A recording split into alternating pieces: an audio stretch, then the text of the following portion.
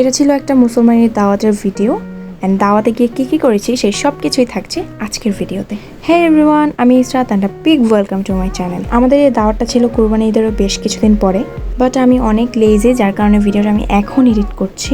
আমাদের এই দাওয়াতের লোকেশনটা ছিল চাঁদপুর মতলবে। আমাদের বাসা থেকে দাওয়াতের লোকেশনটায় যেতে লঞ্চের যাতায়াত সুবিধাটা বেশি থাকায় আমরা সেখানে লঞ্চ দিয়েই যাই। অ্যান্ড আমরা সেই দিনের একদম লাস্ট লঞ্চটাতেই উঠি, মানে এরপরে আর কোনো লঞ্চ সেখানে যাবে না। আমরা সন্ধ্যার আগ মুহূর্তেই রওনা দিয়ে দিই দাওয়াতে যাওয়ার জন্য। আমরা 2 নাম্বার ঘাটে নামবো, মানে প্রথম ঘাটটার পরে সেকেন্ড যে ঘাটটা থাকবে সেখানে আমরা নামবো। তো সেকেন্ড ঘাটটাতে যেতে 1.5 ঘন্টার মতো সময় লাগে। তো এই সময়টাতে আমি বাইরের ভিউটা এনজয় করছিলাম অ্যান্ড কিছুটা বোরও হচ্ছিলাম, বিকজ এখানে যাওয়ার মতো তেমন কোনো স্পেস নাই। আমি কিছুক্ষণ ভিতরে বসেছিলাম অ্যান্ড কিছুক্ষণ বাইরেও দাঁড়িয়েছিলাম। তো এদিক সেদিক করতে করতে আমাদের প্রথম ঘাটটা চলে আসলো। প্রথম ঘাটটা ছিল গজারিয়া ঘাট। এই ঘাটেও কিছু কিছু যাত্রী নেমেছিল অ্যান্ড অনেকে আবার ওইখান থেকে উঠেও ছিল। তো এরপরেই লঞ্চটা এই ঘাটটা ছেড়ে দিয়ে সেকেন্ড ডেস্টিনেশনে যেতে শুরু করলো। সেদিনের ওয়েদারটা অনেক বেশি সুন্দর ছিল, প্রচুর পরিমাণে বাতাসও ছিল, চারিদিকে এত সুন্দর নদীর ভিউ, আর এর মধ্যে লঞ্চে দাঁড়িয়ে ঠান্ডা ঠান্ডা বাতাস খেতে তো আমার খুবই মজা লেগেছিল।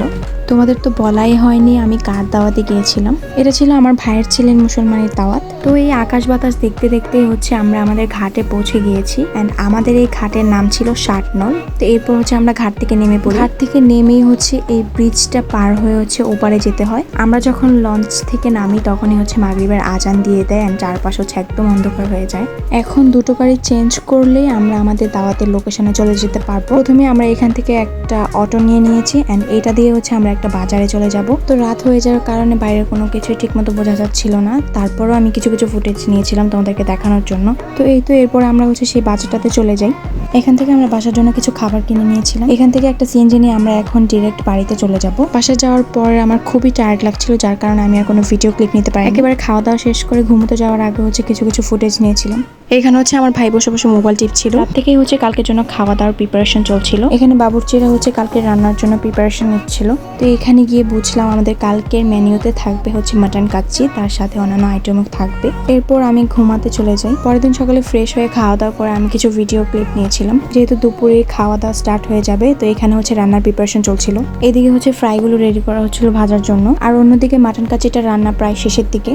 এদিকে সবাই সবার মতো ব্যস্ত ছিল যার যার কাজে। এখানে তারা ননদ ভাবি মিলে কাজ করছিল, যেটার একটা ভিডিও আমি টুক করে নিয়ে নিয়েছিলাম। এরপরে সবগুলো খাবার রান্না করা কমপ্লিট হয়ে যায়। আমিও লাঞ্চ করে নিই। খাওয়া দাওয়ার পর আমি বাইরে হাঁটছিলাম, তখন এই পিচি দুটাকে আমি দেখতে পাই। এরা আমার বোনের টুইন বেবি। এই দুজন ছাড়াও ওই বাড়িতে আরো অনেক ছোট বড় মেম্বার ছিল, যাদেরকে আমি আমার ভিডিওতে আনতে পারিনি। তো এরপরে বিকেলবেলা আমরা একটু বের হই হাঁটার জন্য। এটা বাড়ির সামনের মেইন রাস্তা। 2 মিনিট হাঁটলেই সামনে একটা ব্রিজ আছে অ্যান্ড আমরা সেই ব্রিজটাতেই যাই হাঁটার জন্য।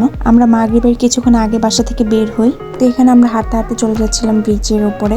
তো আমরা এখানে ব্রিজের উপরে এসে পড়েছি। ব্রিজের উপর দাঁড়িয়ে আমরা অনেকক্ষণ ঠান্ডা বাতাস খাই। তো এরপর চিন্তা করলাম কিছু খাবো, শুধু ঠান্ডা বাতাস খেলেই হবে না। বিকেল হলে ব্রিজের উপরে অনেক ধরনের খাবার পাওয়া যায়। তো আমরাও চলে গেলাম সেখানে কিছু খাবার ট্রাই করার জন্য। প্রথমে আমরা খেয়েছিলাম এই মালাই আইসক্রিমটা অ্যান্ড এটা খুবই মজা ছিল। একটা ফুচকার দোকান থেকে আমরা ফুচকা চটপটি দুইটাই অর্ডার করেছিলাম। ফুচকাটা আমার কাছে ভালো লাগলেও চটপটিটা আমার কাছে একটু ভালো লাগেনি। এই চটপটিতে মশলার পরিমাণ খুবই কম ছিল, যার কারণে আমার কাছে একটু মজা লাগে। ফুচকা চটপটি খাওয়া শেষ করে আমরা সেখানে কিছুক্ষণ বসেছিলাম। আর সেদিনের চাটটাও মাশাআল্লাহ অনেক সুন্দর ছিল, একেবারে ঠিক আমার মতো। তো যাই হোক, এরপর আমি একটা আইসক্রিম খেয়েছিলাম, এটাও আমার কাছে ভালো লেগেছিল। আজকের ব্লগটা ছিল এই পর্যন্তই। ভিডিওটা ভালো লাগলে একটা like, comment, share and follow দিয়ে আমার পাশে থাকবে। Thanks for watching.